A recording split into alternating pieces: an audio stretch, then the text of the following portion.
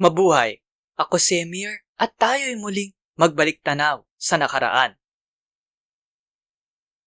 Parte ang video na ito ng aking mahabang bitinserye tungkol sa anti-terror law. Para panoorin ang buong video, pindutin ang link na nasa end screen o nasa description. Disclaimer lang po ha, babala. Para lang po magbigay impormasyon ang video na ito.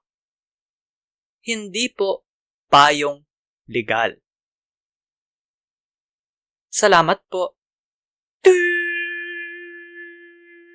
Tingin niyo po, gaano po kahaba yung panahon mula sa pagkakahuli na dapat dalhin sa korte yung mga warrantless arrest, kinulong ng walang warrant dahil sa paglabag sa Section 4 to 12 ng ATA.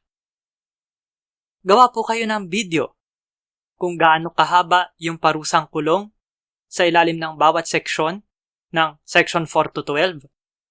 At katabi po niyan, kailan dapat isampay yung kasong kriminal sa korte para sa bawat seksyon kung susundin po natin ang Article 125. I-upload po at ilagay ang link sa comment section. Salamat po. I-like at i-share ang video na ito sa social media. Mag-subscribe at pindutin ang batingaw o bell.